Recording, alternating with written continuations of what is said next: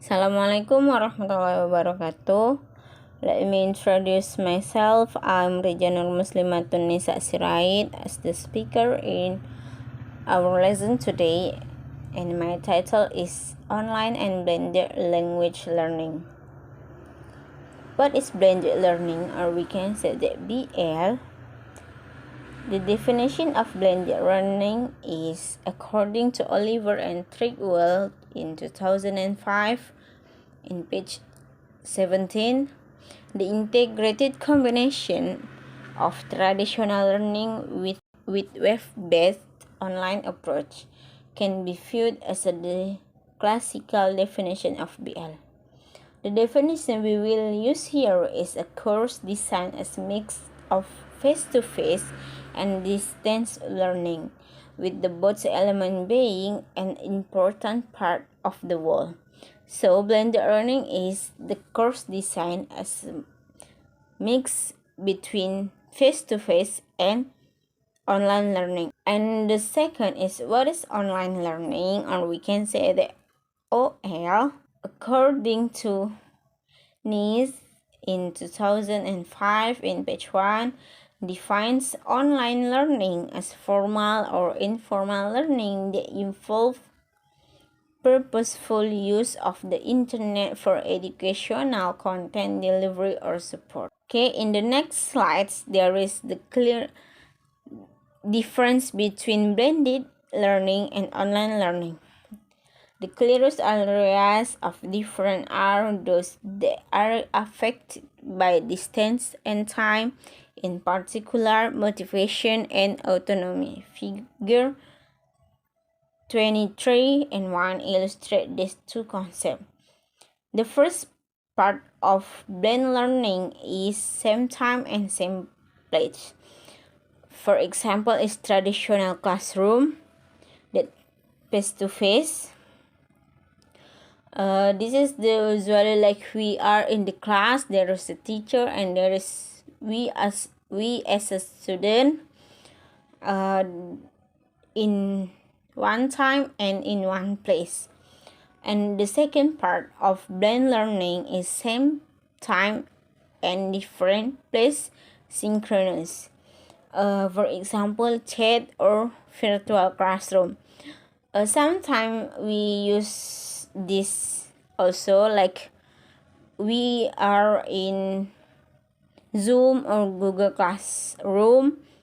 We still face-to-face but in virtual situation because there is distance of us. And the second is online learning. The first part is different time and different place, asynchronous. For example, email or forum. So here our teachers send our material for us by email, and we can answer by email also, but we have time and our teacher time is different. Maybe we in different country. And the second part is different time and same place. For example, message left in a self-access center. Okay, we move in the next slide.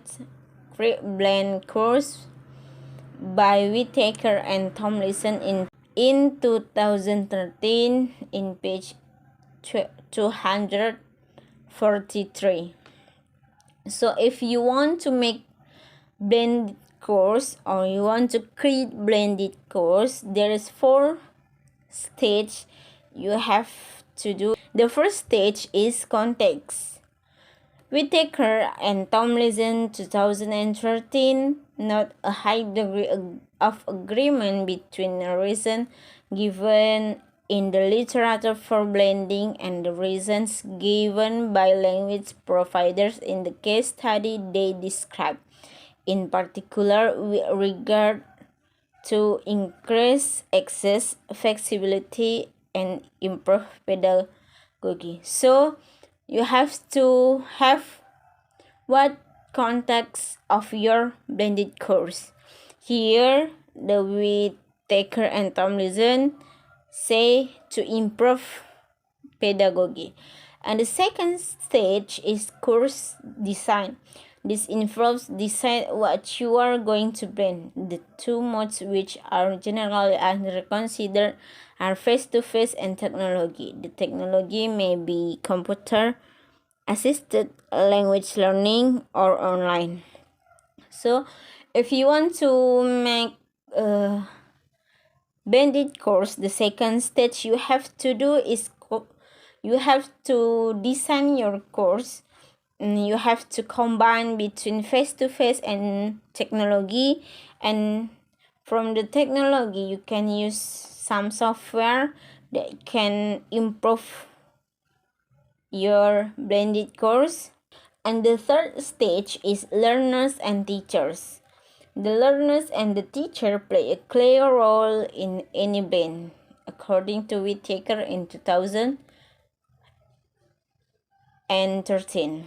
Why the learner and the teacher play a key role? Because how we have class, how we have course, if there is no student and there is teacher, we have teacher but there is no student, maybe there is no course. And if there is student and there is no teacher, we can have course also.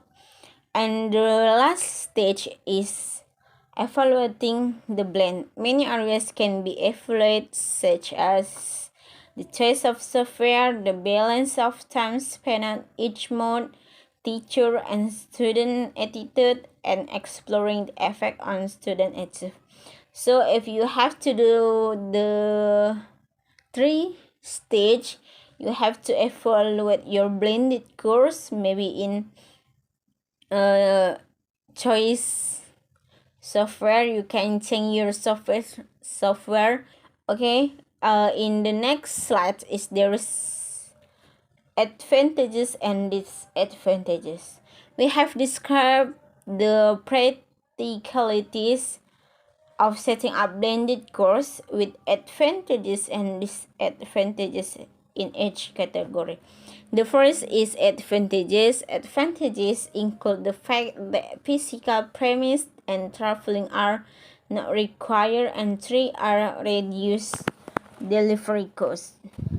So the advantages is we have not to go to the class, we have not to go to our class, and this is can reduce our money because we just stay in our home and we can still learn. And the disadvantages is include connection speed, which remain an issue in large part of the world. Other disadvantages are limitation or interaction compared to face-to-face and the learning curve for using the tools. Okay, there's disadvantages here, and one of disadvantages is connection speeds, and I think we sometimes we get here in our virtual classroom. Sometimes our teacher still explain, but she or he get bad connection, or we as a teacher, we as a student get bad connection, and this is can make misunderstanding of the lesson. Maybe that's all our explanation about our material today. Forgive me to my mistake. Assalamualaikum warahmatullahi wabarakatuh.